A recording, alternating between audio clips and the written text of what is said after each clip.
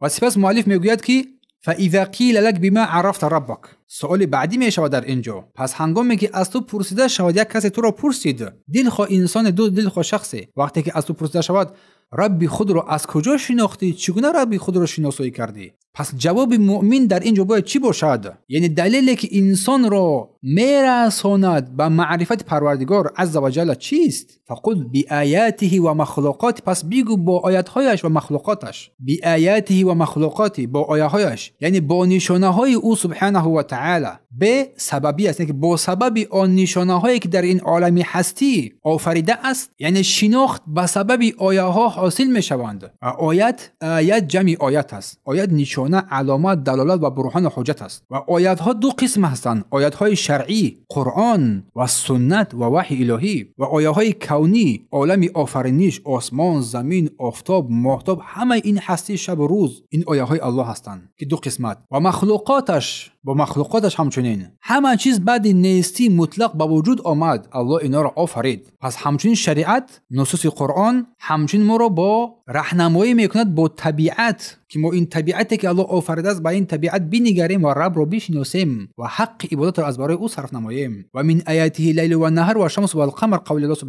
سبحانه و تعالی در سوره فصلت، یکی از بزرگترین، بعضی از بزرگترین نشانه های قدرت الله سبحانه و تعالی آفتاب و ماهتاب و شب و روز است. یعنی از بزرگترین نشانه های رب بودن الله گردش شب و روز و آفتاب و ماه است. همه این در زیر قدرت الله سبحانه و تعالی است، در دست قادر واحد است. مؤلف گفت و من آیاتی، یعنی بعضی از نشانه های قدرت او، از بزرگترین نشانه های قدرت او، از مخلوقات او، آفتاب و ماه، زمین و آسمان. زمین چگونه می سبزد می روید، آسمان چگونه بدون یگان ستون، بدون یگان مشکلی قرار دارد. زمین های هفتگانه با آسمان هفتگانه، کوه، دریاها و هر چیزی که میان این زمین و آسمان قرار دارد، همه این نشانه خالق و رازق مالک معبودی بر حق بودن اوست. و ما بینهما، و هر چیزی بین این آسمان و زمین قرار دارد همچنین، هر چیزی. و در دوام چی فرمود الله؟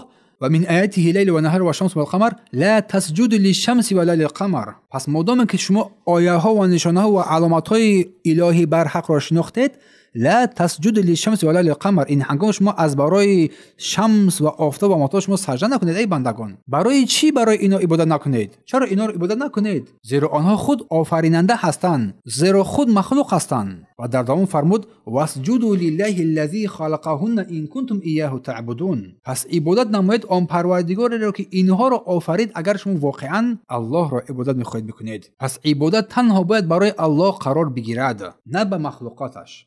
میگویند که دلیل بر معرفت پروردگار سه چیز است. دلیل بر معرفت پروردگار سه چیز است. آیه های تکوینی، یعنی عالم آفرینش، همه چیزی که در آسمان ها و زمین است، از آفرینش، از نظم، قدرت، بر سوی حقیقت دلالت میکند، بر سوی پروردگار آفریننده. الله میفرماید ام خلقوا من غیر شیء ام هم الخالقون. مثال می آید برای ما، مثال می آورد برای ما، سوال می دهد آیا آنها از هیچ چیز آفریده شدن، از هیچ چیز پیدا شدن، یا خودشان را آفریدن تا که انسان به هوش بیایند، به خود بیایند. و آیه های شرعی قسمت دوم، قرآن و وحی، سنت، کلام الله، دستورهای الله سبحانه و تعالی که با برهان و هدایت به سوی معرفت او اشاره میکند. الله میفرماید قل هو الله احد الله الصمد. بگو او الله یگانه است، الله یگانه است، شایسته عبادت است. الله صمد است، بی نیاز است، همه چیز به سوی او نیاز دارد ولی او بی نیاز است. الله صمد. و سوم، شناخت الله سبحانه با فطرت، سیرشت پاک انسان،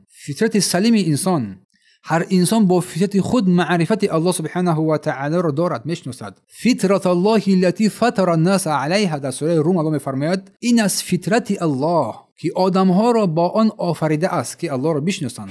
پس رب خود را میشناسیم با آیه های شرعی، قرآن و سنت، با آیه های کونی، آفریده ها، شب و روز، آفتاب و ماهتاب، آسمان ها و زمین، و همچنین فطرت سلیم. هر چیزی در این کائنات قرار دارد نشانه قدرت و عظمت الله سبحانه و تعالی است. و با سوی به سوی یک آفریدگار عظیم و بزرگ اشاره میکند. پس در جواب سوال که تو را کی آفرید باید تو بگویی من را الله آفرید. من رب خود را با آیه های او و مخلوقات او شناختم، ولی من هیچ یکی از این مخلوقات را هم عبادت نمی کنم، چون اینا خود مخلوق هستند. تمام نوع عبادت را از برای پروردگار انجام میدهم، چون اینها مخلوقات خودشان آفریده شده‌اند. مثل من مخلوق هستند، چرا اینا را عبادت نمایم؟ پس این جواب هم معرفت عقلی است، هم دلیل شرعی است، هم پاکسازی توحید است از شرک، از هر گناه. پس معرفت الله به سه راه به دست می آید: با اندیشه کردن بر این عالم و آفرینش، با آیه های کونی و اقرار و اعتراف به آنچه که الله و رسولش آیه های شرعی بیان کردگی است و فطرت سالمی بنده